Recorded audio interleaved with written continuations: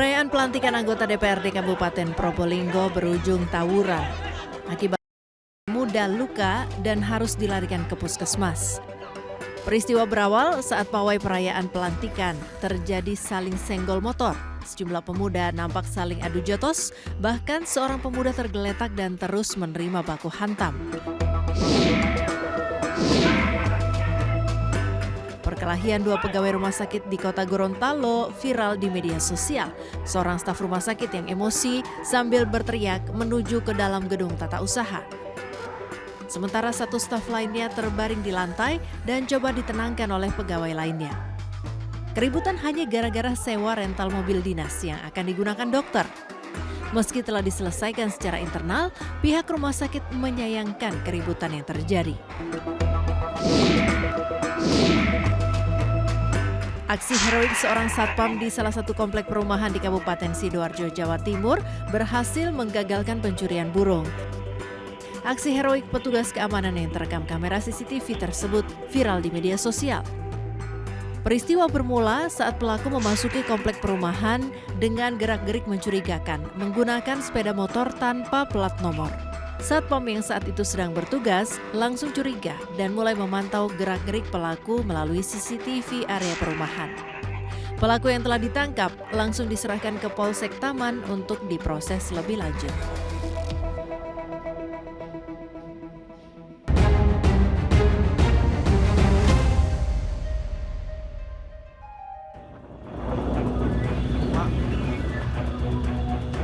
Dari video amatir warga, kobaran api dengan cepat membesar dan meluluh lantakan dua rumah panggung milik warga di Desa Lampoko, Kecamatan Balusu, Kabupaten Baru, Sulawesi Selatan.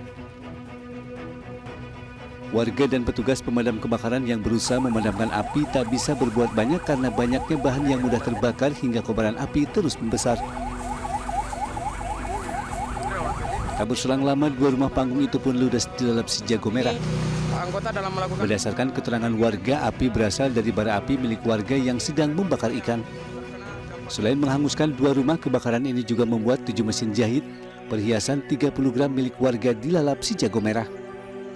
Sudah selesai dibakar ikan itu, mati api, baru naik ke atas rumah sudah tahu, dari bawah sudah.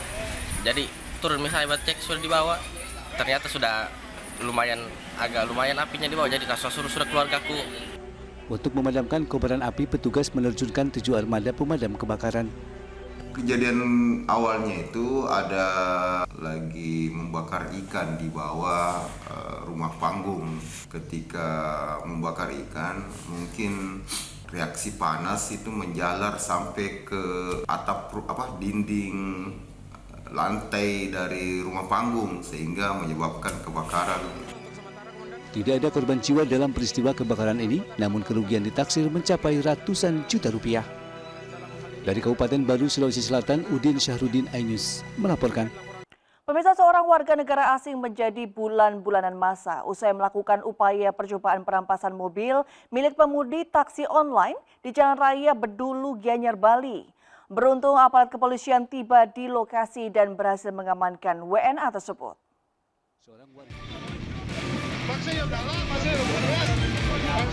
Seorang warga negara asing ini tertangkap warga dan sempat menjadi bulan-bulanan masa karena berupaya melakukan aksi percobaan perampasan mobil milik pengemudi taksi online di Jalan Raya Bedulu, Desa Bedulu, Kecamatan Belah Batu, Kabupaten Gianyar, Bali. Beruntung aparat kepolisian tiba di lokasi dan langsung mengamankan WNA tersebut ke Mapores Gianyar. Kapolres Gianyar AKBP Umar mengatakan WNA yang diketahui bernama Michael Kabulov asal Rusia tersebut kini tengah diperiksa oleh petugas dari Satuan Reserse Kriminal Polres Gianyar. Pihak kepolisian akan segera berkoordinasi dengan konsulat Rusia di Denpasar untuk mempermudah upaya penyelidikan.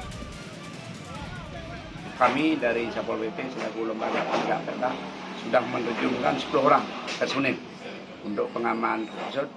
Kita ingin supaya masyarakat merasa nyaman dan aman dan tidak ada main hakim sendiri. Kejadian memang spontanitas, ada laporan, ada keresahan di bawah, ada bule membawa senjata tajam, dan kita sudah koordinasi dengan Kapolsek Belah Batu untuk sama-sama atensi. Kepolisian juga akan melakukan pemeriksaan tes urin untuk memastikan pelaku tidak dalam terpengaruh obat-obatan terlarang. Dari Gianyar, Bali, Ketut Catur Kusumaningrat, iNews melaporkan. Yang berusaha menolong sang suami yang tertangkap sebagai pengedar narkoba. Seorang istri berusaha menyembunyikan barang bukti sabu di lubang pembuangan air kamar mandi. Usaha sang istri pelaku ini gagal, lantaran polisi sudah mencium gelagat istri pelaku.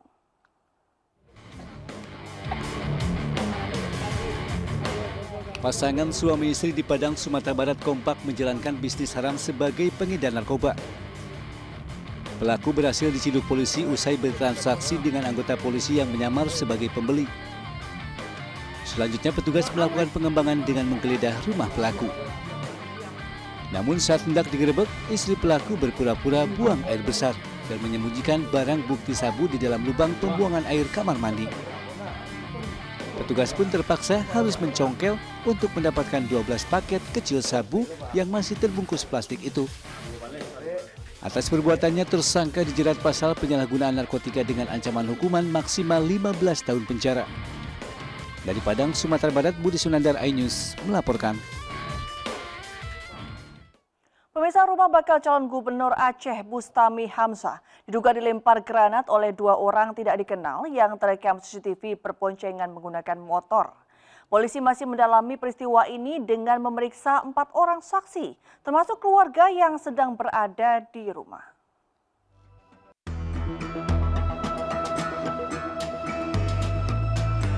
CCTV ini merekam aksi pelemparan bom diduga granat tangan oleh 2 orang pelaku mengendarai sepeda motor. Dari rekaman tersebut, saat bom meledak, CCTV tersebut bergetar kena hentakan bom. Pelemparan bom diduga granat di kediaman bakal calon gubernur Aceh Bustami Hamzah terjadi Senin pagi. Namun saat kejadian, Bustami Hamzah dilaporkan sedang berada di luar rumah. Namun sang istri, anak dan kerabat yang sedang tertidur pulas seketika terkejut dengan suara ledakan keras yang menyasar dinding samping depan kediaman mereka. Kasat Reskrim Polresta Banda Aceh Kompol Padilah Aditya Pratama mengatakan diduga bom yang digunakan merupakan granat tangan.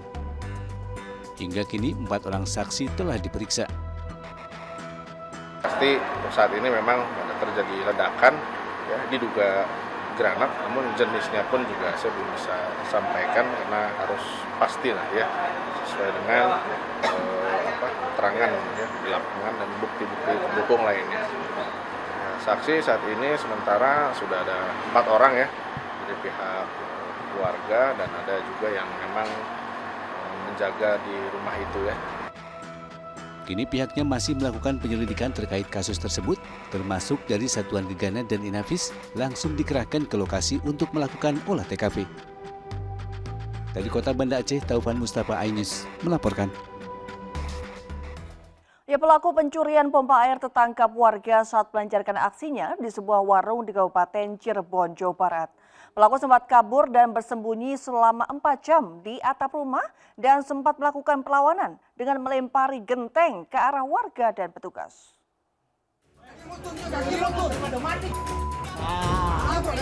Sejumlah petugas dan warga ini berupaya menurunkan paksa Kartini, pelaku pencurian yang bersembunyi di plafon rumah warga di Desa Kelayan, Gunung Jati, Kabupaten Cirebon. Selama 4 jam, Kartini bersembunyi dari kejaran warga yang memergokinya saat tengah mencuri pompa air di warung milik Ali. Bahkan pelaku yang ketakutan ditangkap dan menjadi bulan-bulanan. Sempat menyerang petugas dan warga yang berusaha mengamankannya. Setelah melakukan negosiasi cukup alot, pelaku yang mulai lemas setelah bersembunyi selama 4 jam, akhirnya bisa diamankan. Warga yang kesal dengan tindakan pelaku sempat menghujani Bogo mentah saat dibawa menuju ke mobil polisi. Evakuasi pelaku pun berlangsung dramatis lantaran petugas harus menghalau amukan warga. Peristiwa ini berawal saat Kartini merusak gipsum di rumah milik Ali dan berusaha mengambil pompa air. Namun aksinya ini kepergok anak pemilik warung yang langsung menangkapnya. Namun bukannya pasrah diamankan, pelaku justru kabur dan naik ke atap rumah 3 warga. Pelaku sendiri. Waktu kita mau tangkap ke atas itu si pelaku sempat melempar ya, mungkin melempar genteng anggota kami, namun demikian tidak ada korban dari pihak kami dan pelaku juga kita amankan dengan selamat. Ya betul, jadi dia mungkin sudah ketahuan dia mau mencuri, dia ada rasa takut, khawatir ditangkap dan sebagainya, akhirnya dia melarikan diri, lari naik ke atas atap. Bersama pelaku, petugas mengamankan 1 unit sepeda motor dan linggis yang digunakan untuk melancarkan aksinya. Pelaku terancam pasal 363 tentang pencurian dan pemberatan dengan ancaman minimal 5 tahun penjara. Dari Cirebon, Jawa Barat, Do Iskandar, iNews melaporkan. Pemirsa, sebuah mobil mikrobus menabrak warung di tikungan Hegarmana, Jatinangor, Sumedang, Jawa Barat. 3 orang penumpang mengalami luka dan dilarikan ke puskesmas terdekat.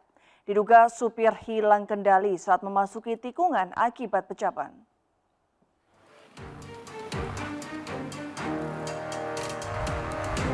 Mobil mikrobus elop yang melaju dari arah Cirebon menuju Bandung ini menabrak sebuah bangunan warung hingga hancur di tikungan Hegarmana, Jatinangor, Sumedang, Jawa Barat.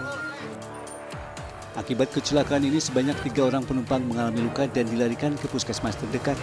Sementara pemilik warung Ami nyaris menjadi korban karena saat kejadian berada di dalam warung. Nunggu sholat subuh gitu. Pas habis ngambil air wudhu, mau ke depan. Kejadian mobil masuk ke warung. Ada penumpangnya nggak Bu? Banyak, yang luka 3. Sementara itu proses evakuasi mobil elop pun berlangsung hingga Senin siang. Mikrobus elop bernomor polisi E7897 VW langsung dievakuasi petugas. Kini kecelakaan tersebut dalam penanganan unit Gakum Satlantas Polres Sumedang. Dari Sumedang, Jawa Barat, Beben HPA, iNews melaporkan. Pemirsa, Bea Cukai Soekarno-Hatta bekerjasama dengan Aviation Security Bandara dan BKSDA Jakarta berhasil menggagalkan upaya penyelundupan 3 ekor satwa langka, yakni 2 ekor oa ungko dan 1 ekor oa siamang. 3 ekor primata langka tersebut didapatkan dalam barang bawaan penumpang seorang WNA asal Mesir berinisial GMA yang kini telah dijadikan tersangka.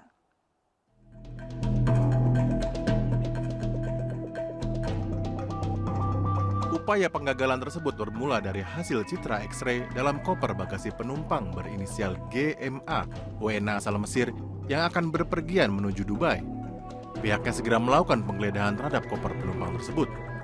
Setelah diperiksa, didapati 3 ekor satwa langka yang dilindungi, yakni 2 ekor oa ungko yang dimasukkan ke dalam sangkar bambu dan 1 ekor oa siamang yang dimasukkan ke dalam kardus dan disamarkan dengan makanan dan pakaian.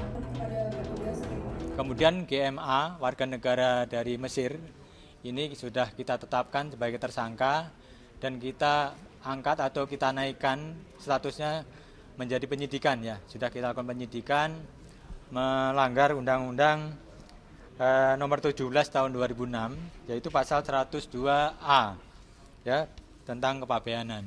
Dengan hukuman pidana maksimal 10 tahun dan denda maksimal 5 miliar rupiah.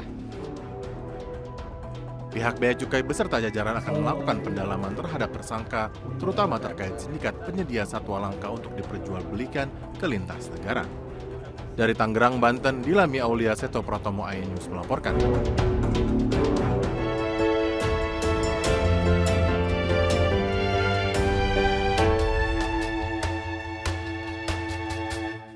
Ya, pemirsa, pemimpin tertinggi Gereja Katolik sedunia Paus Fransiskus akan berkunjung ke Indonesia pada 3 hingga 6 September 2024.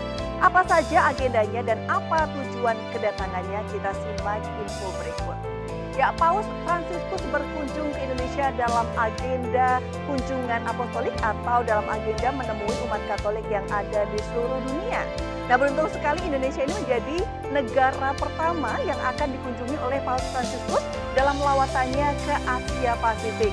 Nah, setelah dari Indonesia, Paus Fransiskus juga akan berkunjung ke Papua Nugini, lalu ke Timor Leste, dan juga Singapura.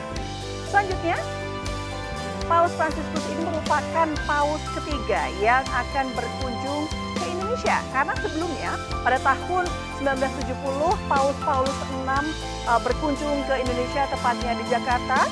Lalu pada tahun 1989, Paus Yohanes Paulus II juga pernah berkunjung ke Indonesia. Nah, apa saja agenda Paus Fransiskus berkunjung ke Indonesia?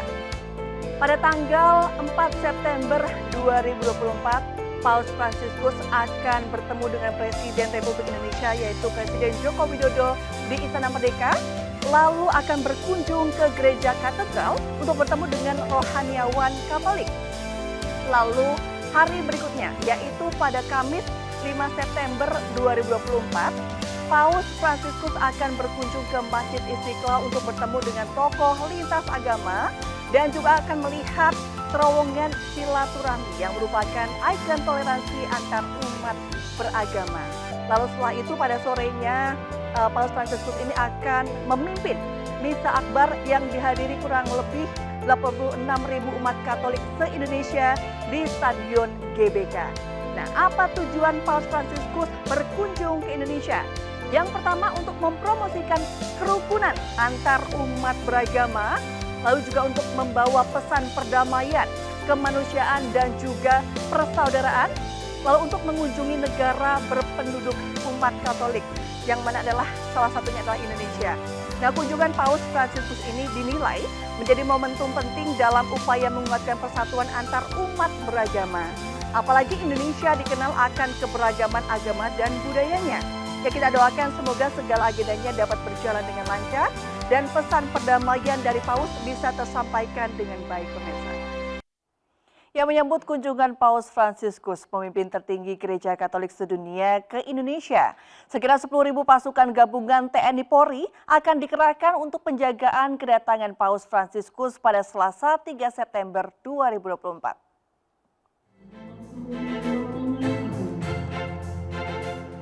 Dalam rangka kedatangan Paus Fransiskus di Indonesia pada Selasa 3 September 2024, TNI Polri menggelar apel pasukan gabungan di Markas Besar TNI Cilangkap, Jakarta Timur pada Senin pagi. Hampir 10.000 pasukan gabungan akan dikerahkan untuk melakukan penjagaan selama Paus Fransiskus di Indonesia.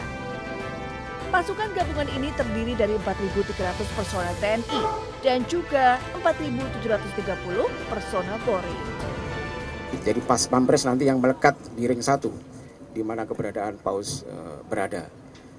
Untuk yang lainnya setingkat setingkat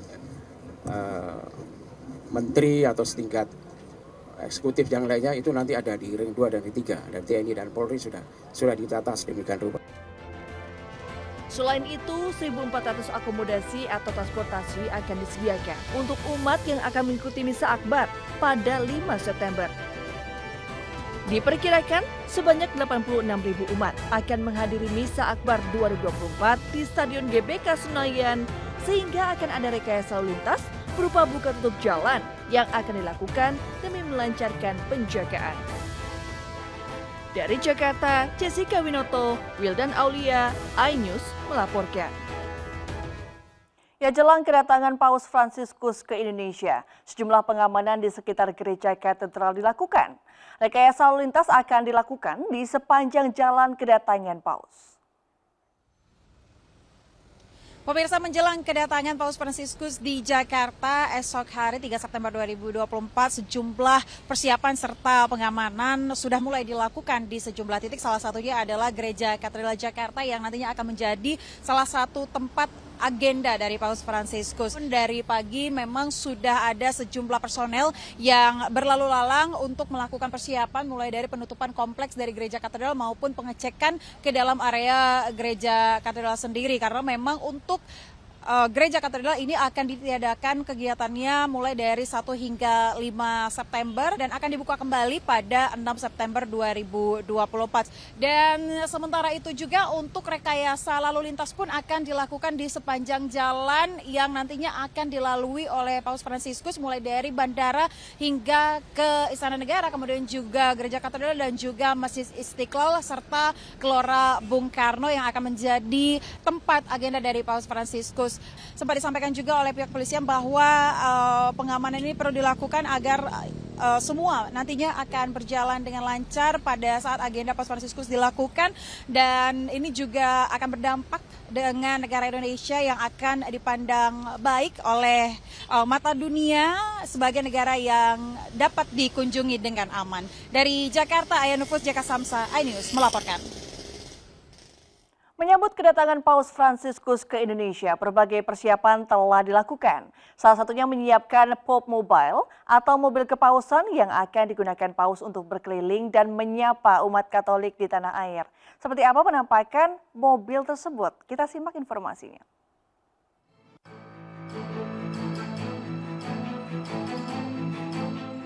Selama kunjungan kenegaraannya di Indonesia pada 3-6 September mendatang, Paus Fransiskus akan menumpangi Pop Mobile atau kendaraan khusus kepausan. Dalam video yang diunggah oleh akun TikTok merahputih.com, tampak Pop Mobile yang digunakan Paus merupakan Pindad Maung buatan PT Pindad Persero. Pindad Maung yang dipakai ini merupakan atap terbuka yang telah dimodifikasi. Modifikasi itu berupa tambahan atap kepala yang dibuat tinggi dan cukup untuk berdiri. Untuk memudahkan Paus Fransiskus berkeliling, bagian belakang mobil juga terlihat terbuka layaknya mobil pick-up. Sementara, plat mobil bertuliskan SCV1 dengan warna dasar putih, dan SCV sendiri merupakan singkatan dari Civitas Vatikanei, yang artinya Negara Kota Vatikan I. Nomor ini biasa digunakan oleh kendaraan resmi yang membawa Paus ketika melakukan kunjungan ke luar negeri.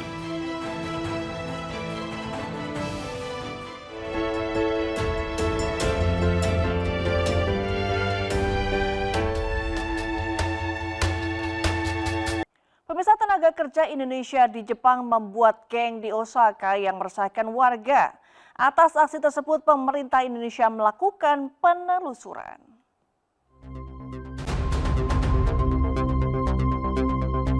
Warga negara Indonesia yang bekerja sebagai TKI di Osaka, Jepang, diduga membuat geng dan mengganggu ketertiban umum.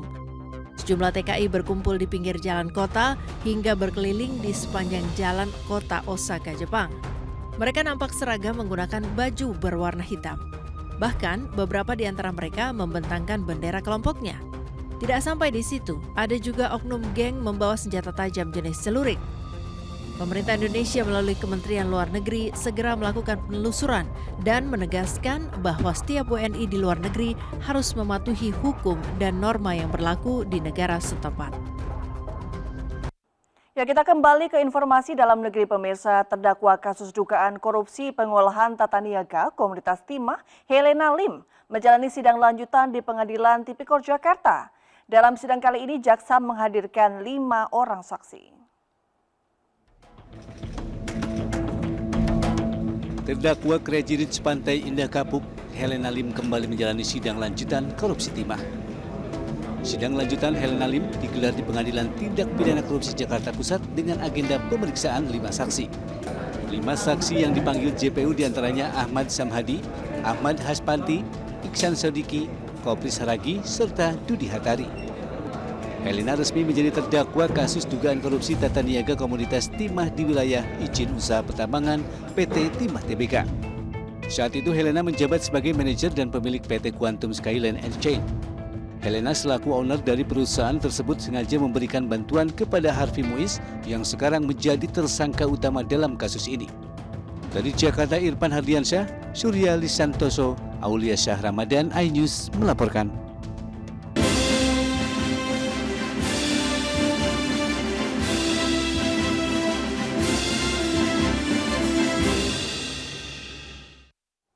Ya, kita ke informasi Pilkada, pemirsa. Calon Gubernur DKI Jakarta Ridwan Kamil melakukan kunjungan ke markas tim kampanye nasional Fanta Prabowo Gibran.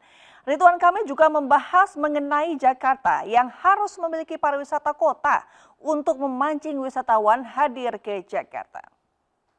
Umpama keramat doanya manjur dapat si terbukti. Pak Ridwan Kamil datang dengan segala hormat, mohon diterima dengan senang hati. Pasca mendaftar sebagai bakal calon gubernur Jakarta, Ridwan Kamil mendatangi markas tim kampanye nasional Fanta di Menteng, Jakarta Pusat. Ridwan Kamil disambut langsung oleh Komandan TKN Fanta, Arif Rosid, juga arak-arakan Betawi disertai dengan tradisi palang pintu yang merupakan salah satu ciri khas budaya Betawi. Dalam kesempatan itu, RK berdiskusi dengan para pemuda yang berada dalam TKN Fanta untuk merencanakan solusi permasalahan yang dihadapi di Jakarta. RK menyampaikan salah satu sektor yang harus ditingkatkan adalah sektor pariwisata, di mana Jakarta harus memanfaatkan pariwisata kota untuk meningkatkan kunjungan wisatawan di masa depan. Kami mendapatkan dukungan dari seluruh relawan anak-anak muda, namanya dulu tim Fanta dalam pemenangan Prabowo Gibran, yang akan bersama kami dalam kurang lebih mendekati 90 hari untuk menyampaikan visi misi, program-program, solusi-solusi sebagian tadi sudah dibahas kepada generasi muda. Ya. Dari Jakarta, Hamzah Ajwan, Ilham Jarkasih, iNews melaporkan. KPUD Jakarta melakukan serah terima hasil tes kesehatan para pasangan Bacagub dan Bacawagub Jakarta.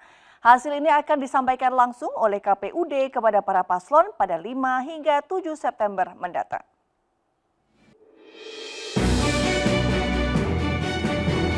RSUD Tarakan memberikan secara langsung hasil pemeriksaan kesehatan para bakal calon gubernur dan wakil gubernur Jakarta ke KPUD Jakarta. Ketua KPUD menerima langsung berkas dari Direktur RSUD Tarakan serta BNN. Pemeriksaan kesehatan ini merupakan bagian dari syarat kelengkapan administrasi untuk Pilgub. Paslon harus melewati sejumlah tes kesehatan dan harus dipastikan sehat secara rohani, jasmani, dan bebas dari penggunaan narkotika. Selanjutnya tentu saja hasil pemeriksaan ini bagian dari kelengkapan administrasi, yaitu persyaratan calon, yang dimana calon itu harus mampu secara jasmani, rohani, dan bebas penyalahgunaan narkotika. Hasil pemeriksaan ini akan disampaikan kepada masing-masing paslon pada 5-7 September mendatang. Para paslon akan disampaikan pula jika masih ada administrasi yang harus dilengkapi dan akan dipelajari konteksnya. Sementara itu, KPUD mengatakan bahwa hasil pemeriksaan ini merupakan hasil yang independen dari RSUD Tarakan dan sejumlah tim penilai. Dari Jakarta, Ayanupus, Jaka Samsa, iNews melaporkan. Sementara itu, bakal calon gubernur Sumatera Utara Bobi Nasution Surya menjalani pemeriksaan kesehatan di RSUP Haji Adam Malik Medan. Bobi mengatakan dirinya sudah melakukan persiapan dan sudah melakukan puasa selama 12 jam.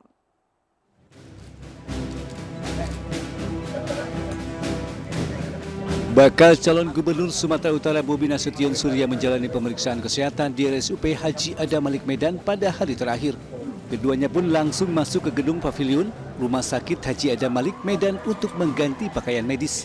Bobi mengatakan dirinya sudah melakukan persiapan dan sudah melakukan puasa selama 12 jam.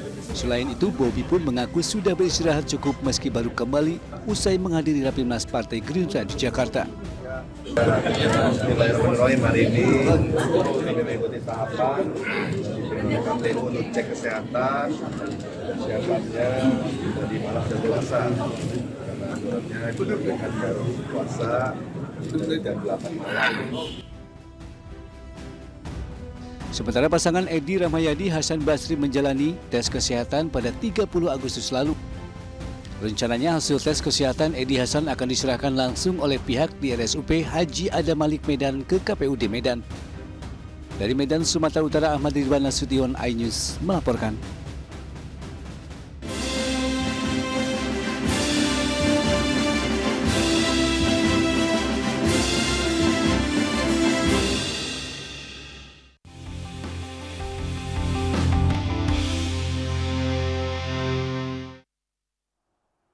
Ya, kita ke informasi PON pemirsa. Cabang olahraga hoki pada Pekan Olahraga Nasional ke-21 Aceh Sumut dilaksanakan perdana pada Senin pagi di Gedung Serbaguna Unimed, Deli Serdang, Sumatera Utara. Tim hoki putri Jawa Tengah dan Jawa Barat berhasil meraih kemenangan di babak awal penyisian.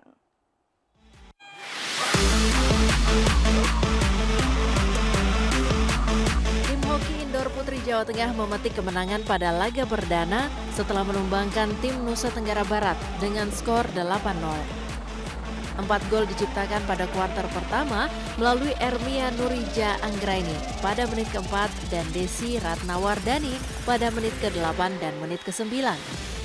Desi Ratnawardani yang bertindak sebagai kapten berhasil memperlebar keunggulan setelah mencetak 2 gol di kuarter kedua yang diperoleh pada menit 11 dan 12.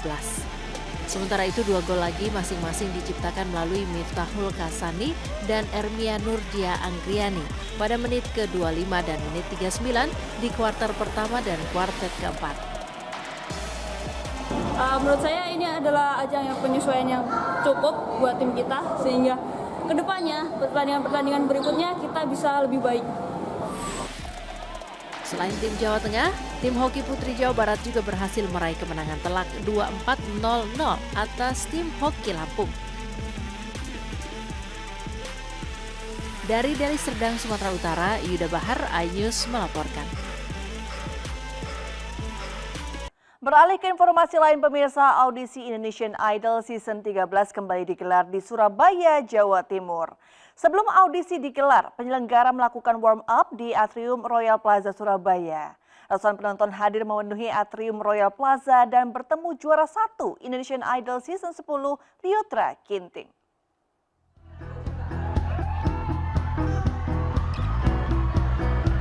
Jelang gelaran Big Audition Indonesian Idol 2024 yang digelar di UKWMS Pakuwon City, Surabaya pada 31 Agustus dan 1 September 2024, RCTI menggelar warm-up atau pemanasan di Royal Plaza, Surabaya. Dalam pemanasan Indonesian Idol 2024 ini, Liotra Ginting, juara pertama Indonesian Idol Season 10, hadir untuk menghibur serta memberikan tips dan trik agar lolos dalam audisi yang diikuti ratusan peserta. Para penonton serta kontestan pun sangat antusias dan memenuhi Atrium Royal Plaza untuk bersaing menunjukkan keahlian dalam olah vokal. Pemanasan audisi itu kita lakukan sehari sebelum kita audisi. Jadi para kontestan, para calon kontestan yang besok mau ikut audisi, mereka sudah bisa siap-siap dapat tips dari alumni Indonesian Idol. Aku berharap adalah orang Surabaya yang bisa maju jauh. Habis itu semakin banyak banget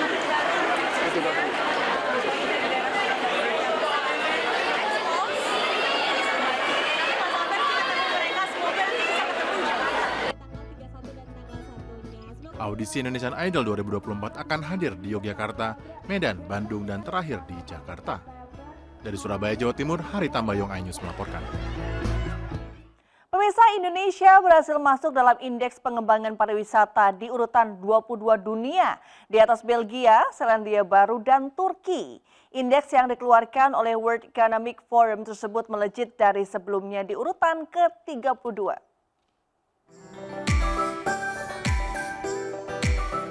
Indonesia siap meraih urutan indeks pengembangan pariwisata atau Travel Tourism Development Index ke-15 besar dunia. Berarti Indonesia telah melewati target sebelumnya di posisi 29, tetapi masih ada aspek yang dapat ditingkatkan. Salah satunya diupayakan lewat penyelenggaraan International Quality Tourism Conference di Bali pada 29-30 Agustus 2024 yang menggandeng lintas stakeholders nasional maupun internasional, mulai dari pelaku wisata daerah, Kemenko Marves, Bank Indonesia, LPS, hingga lembaga internasional World Economic Forum. Melalui forum IQTC ini, tentu salah satu langkah strategis yang dilaksanakan adalah menyelenggarakan Travel and Tourism Readiness Dialogue pada sesi eksklusif meeting yang berkolaborasi dengan World Economic Forum dan juga Kemenko Marves untuk membahas langkah-langkah peningkatan peringkat Indonesia menuju 15 besar dunia. Kolaborasi lintas sektoral untuk meningkatkan pembangunan dan pengembangan kepariwisataan berkelanjutan ini diharapkan bisa memuluskan langkah Indonesia meraih posisi 15 besar dunia pada periode mendatang. Tim Liputan iNews melaporkan. Ya, peduli terhadap sesama dibuktikan karyawan MNC Group dengan mendonorkan darahnya dalam aksi sosial bertajuk MNC Love Donation yang sudah menjadi kegiatan rutin MNC Peduli. Berkolaborasi dengan RSUP Nasional Dr. Cipto Mangunkusumo Jakarta, ratusan kantong darah dari para karyawan MNC Group ini dapat menambah stok darah nasional dan membantu masyarakat yang membutuhkan.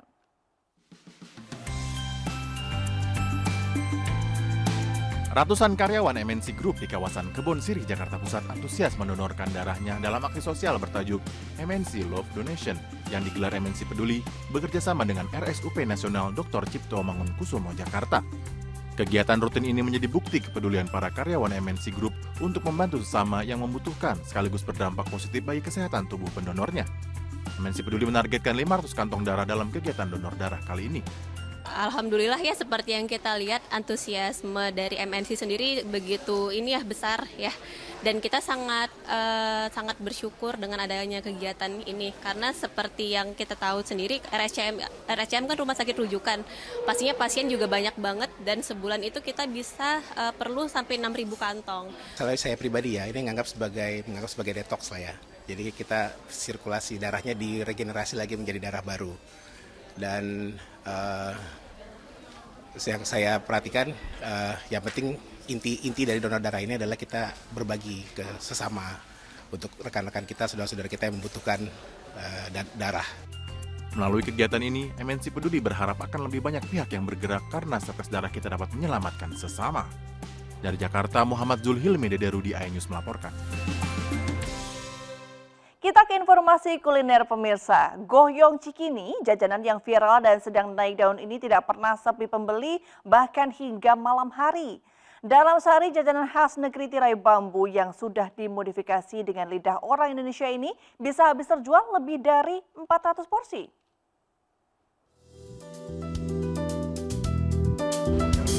Ya pemirsa, kami punya satu rekomendasi tempat jajanan buat Anda yang suka kuliner malam-malam khususnya di kawasan Jakarta. Nah, ini ada Goyong Cikini yang berada tepatnya di depan stasiun Cikini Jakarta Pusat. Nah, untuk mengetahui lebih lanjut kita langsung ngobrol aja sama pemilik dari Goyong Cikini aja. Halo Mbak. Halo. Ini Goyong Cikini mungkin boleh dijelasin sih ada apa aja nih Mbak yang dijual Mbak? Ada goyong isinya ayam campur bakso sapi. Untuk per porsinya itu berapa sih Mbak dan isi berapa? Per porsinya 25.000, isinya 6 potong. 6 potong. Mbak, ini yang membedakan Goyong Cikini dengan goyong-goyong lain tuh apa sih? Boleh dijelasin detailnya nggak? Mungkin dari rasa isiannya dan rasa kuahnya mungkin. Ya. Mbak, ini kan saya lihat proses pembuatannya juga ditampilin ya di sini ya. Nah, ini kenapa nih Mbak? Boleh tahu nggak? Biar yang beli tuh jadi tahu gitu isinya apa aja, terus caranya gimana prosesnya gitu. Terus emang pada tertarik sih buat ngelihat proses pembuatannya juga. Oke, terakhir Pak, biasanya per hari habis berapa porsi Mbak? Kalau untuk weekdays itu bisa 400 sampai 500 porsi. Kalau weekend itu dari 600 sampai 800 porsi. Baik Mbak Yaya, boleh dilanjut Mbak jualannya. Ya pemirsa, tadi yang dikatakan oleh pemilik dari Goyong Cikini dikatakan bahwa sehari bisa mencapai sekitar 400 porsi. Nah, ini yang menjadi patokan bahwa memang untuk rasa daripada Goyong Cikini ini tak diragukan lagi. Bisa dilihat untuk antriannya memang cukup banyak masyarakat yang membeli Goyong Cikini ini, dan juga tadi dikatakan bahwa untuk per porsinya dibanderol dengan harga Rp25.000 untuk per satu porsi dengan isi 6 potong. Dan juga yang menariknya pula bahwa untuk pembuatan Goyong Cikini ini ditampilkan secara langsung, jadi pembeli bisa melihat secara langsung proses pembuatan daripada goyong yang dijual di sini. Untuk Anda yang tertarik bisa langsung datang saja ke kawasan atau lebih tepatnya di seberang stasiun Cikini Jakarta Pusat. Dari Jakarta, Faisal Renaldi, Muhammad Firman, iNews melaporkan. Ya, kita ke informasi wisata pemirsa. Uji nyali loncat dari jembatan Cimedang setinggi 15 meter di Tasikmalaya, Jawa Barat. Bahkan kru Travel Edict mengalami pingsan usai lompat dari jembatan.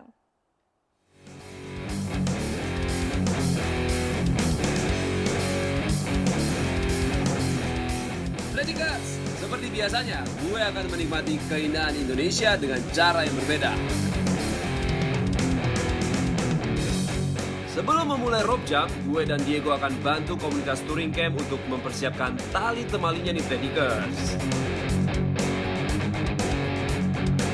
Predikers, kayaknya Diego udah gak sabar nih.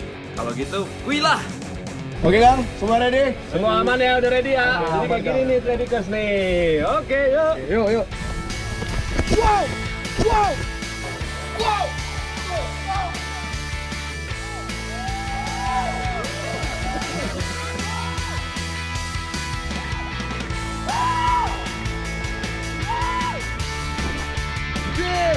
Gokil Tradikers. Wow, gua dikerjain Albert. Wow. Travel Edik tanpa batas. Wow. Ready, kita tarik. Si Diego naik, yuk. Tarik. Tarik.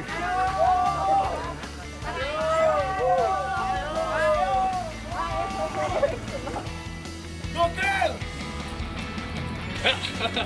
Gimana, bro? Lu ngerjain gue, Man. Gimana? Masalahnya, bro. Tadinya gue ngira itu enteng. Ternyata, Wow. Tapi, Man, pas pertama kali turun, itu emang sedikit bikin nyali lo kayak dus gitu loh. Takut, tapi pas udah di bawah, aman. Sekarang giliran gue nih, Tradikers. Tapi kok jantung gue rada deg-deser ya? Awal-awal, detekan gua, 1-10 itu ada di 2. Sekarang 12. Lebih, Tradikers. Ayo dong! Akhirnya gue bisa mengumpulkan keberanian gue kembali, Tradikers. Asik! Lo berani? Tanpa batas!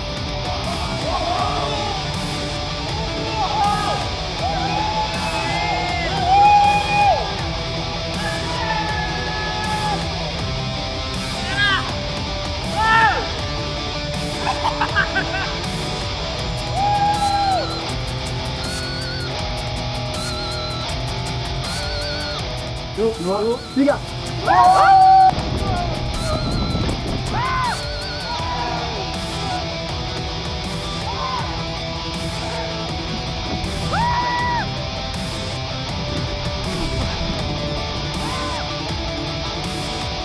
Kenapa, Bang? Iya. Kenapa ya? Chan! Oke,